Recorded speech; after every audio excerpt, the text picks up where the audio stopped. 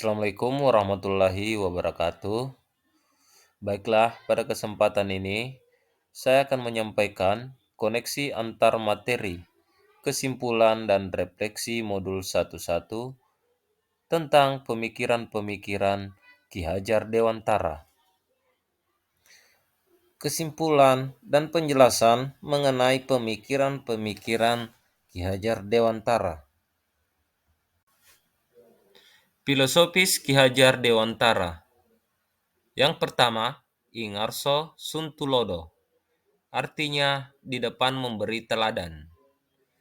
Yang kedua, In Madya Mangunkarso, artinya di tengah memberi bimbingan. Kemudian yang ketiga, Tuturi Handayani, di belakang memberi dorongan. Pendidikan dan pengajaran.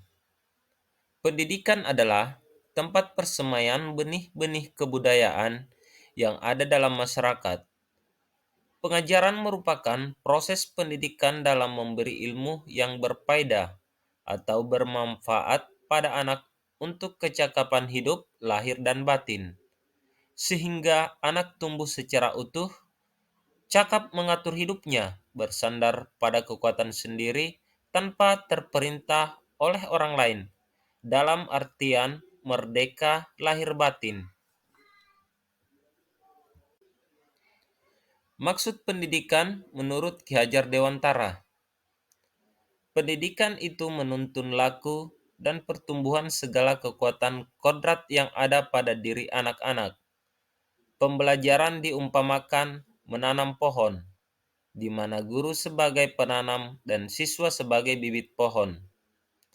Setiap anak memiliki potensi, bakat, dan minat. Guru bertugas untuk menuntun anak untuk mengembangkan dirinya sesuai potensi, bakat, dan minatnya agar mereka mencapai keselamatan dan kebahagiaan yang setinggi-tingginya, baik sebagai manusia maupun sebagai anggota masyarakat.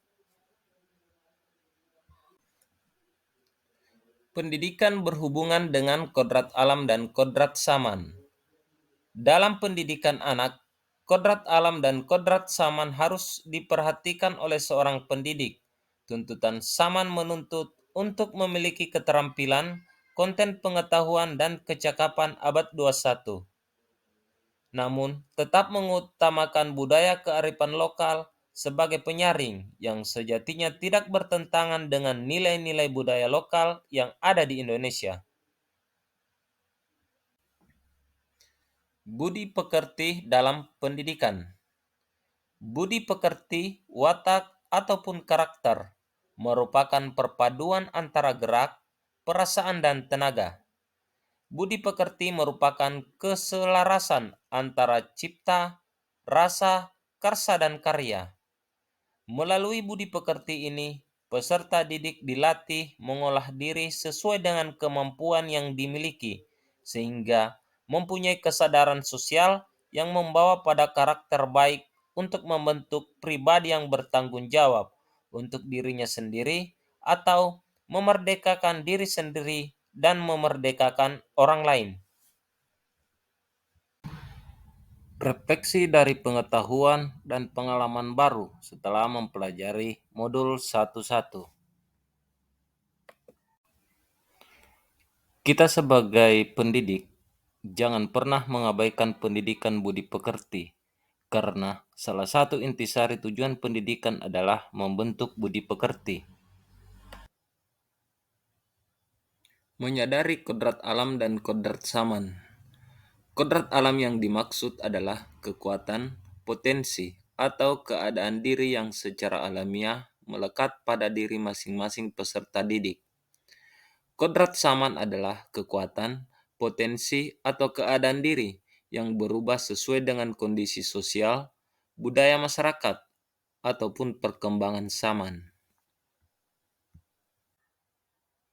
Sebagai seorang guru, maka saya harus mengetahui bakat dari masing-masing anak dan menjadikan bakat itu sebagai wadah untuk menuntun dalam mencapai cita-citanya. Memberikan pelayanan maksimal pada anak bebas dari segala ikatan dengan tulus hati dan ikhlas menuntun mereka dalam artian menghamba pada anak. Proses pembelajaran dan suasana kelas yang mencerminkan pemikiran Ki Hajar Dewantara secara konkret, sesuai dengan konteks lokal, sosial budaya di kelas dan sekolah. Membuat kesepakatan kelas berdasarkan musyawarah bersama siswa. Selanjutnya, memperlakukan murid seperti anak kandung sendiri, asah, asih, dan asuh. Terakhir, memberikan kemerdekaan kepada anak untuk belajar sesuai bakat, minat, dan potensi mereka masing-masing. Demikianlah penyampaian koneksi antar materi, kesimpulan dan refleksi modul 11 tentang pemikiran-pemikiran Bapak Tokoh Pendidikan Nasional Ki Hajar Dewantara. Saya akhiri dengan ucapan billahi fisabil haq fastabiqul khairat. Assalamualaikum warahmatullahi wabarakatuh.